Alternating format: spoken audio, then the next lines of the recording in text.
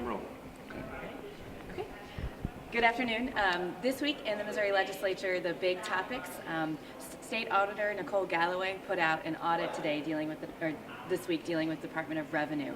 As you all know, the Missouri House has been spending a lot of time digging into the issues with the withholding tables and the fact that Missourians are getting hit with surprise tax bills. Now we know that in January, the department illegally made some changes to the formula for the tables themselves. They should have gone through a process of regulatory procedures, and it should have gone to the JCAR committee here in the House, and there should have been a moment through the Secretary of State's Office for Public Testimony to go through those changes. That did not happen. Now what we're seeing is the department has been over withholding citizens, so folks will now have less money in their paycheck while also be potentially owing the state money in these surprise tax bills. So that has been an interesting development. I look forward to the auditors continuing work on this. We in the House side, I hope that the Special Committee on Government Oversight will continue to dig in on that, especially now that we have the revelations from the auditor. Big topic on the floor this week would be House Bill 575 is probably the thing that the Democratic caucus had the most conversation around, and that was an amendment to 575, which was Dorman's bill. Representative Jared Taylor had an amendment that essentially add concealed carry on college campuses, K-12 campuses as well, public and private. The conversation that really came out on the floor that was frustrating was essentially saying that women who are raped would be less raped if they were carrying, and that is a very interesting argument, especially when those bills have been heard in committee over the years, and police officers from campus security across the board have continuously been against having the ability to carry on campuses, and there has been data provided by those entities time and time again saying that would not make women safer. So that was an interesting development, and we should be voting on that next week for third read. With that, we'll take questions.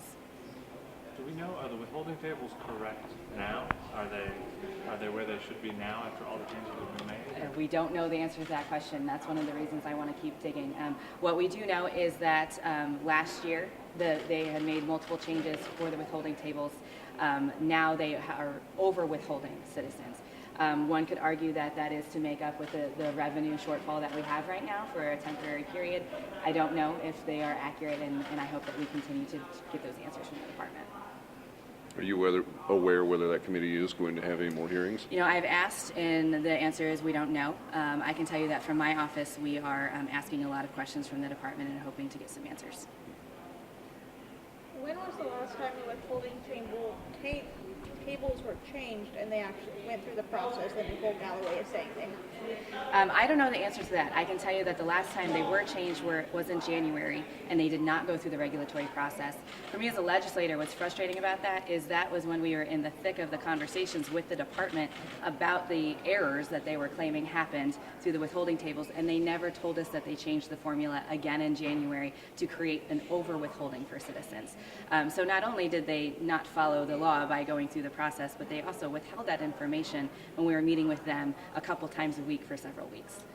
But I do not know the answer to that question.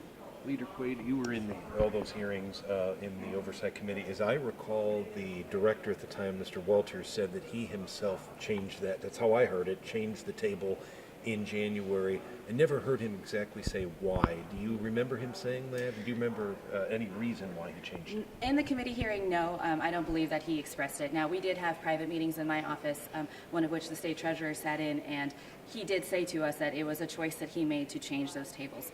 I don't want to quote him for what he said. My general feeling from our conversations over time was that they felt that they were making it more accurate. They did say that they had sent this to other outside CPAs to get their opinion on it, but he did say repeatedly that it was a choice that he made to make those changes. And to follow up on that, just one question. Chairman Ross and you have worked fairly closely on that, it seems. Has it been, from your perspective, bipartisan, those hearings? It definitely has. And to that point, Representative Dean Dorman filed a bill that has gone through the committee process that was actually very, very similar to the bill that I had previously filed.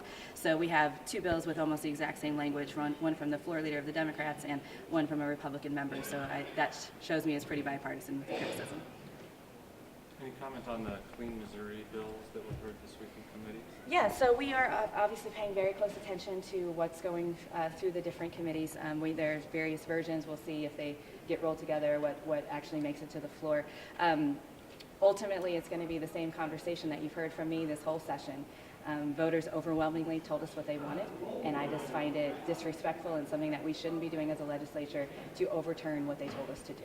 As I said, I'm watching those bills closely to see exactly which piece of clean that we end up talking about on the floor, but I really feel like we should be paying attention to what the voters asked us to do. And Representative McGee, one of the things that came up in committee was the idea that Clean Missouri and the way it redid redistricting would dilute minority representation. Do you share those concerns? Well, I mean, I think there's a lot of debate in the Black Caucus about it. I mean, I know when they were actually voting on Clean Missouri statewide, I had sat in a meeting with the Brennan Center from New York, and one of the authors of Clean Missouri, they studied it and said that it would not dilute because one of the main rules, and when you look at the ballot language, it said it was to keep minority populations contiguous together, and so that's one of the first things they look at is keeping minority populations together based on the language that the state voted on. So based on that, I don't think it would, but I know there's some disagreement in the Black Caucus whether it would or would not. Thank you all so much. Thanks. Thank you for getting the camera.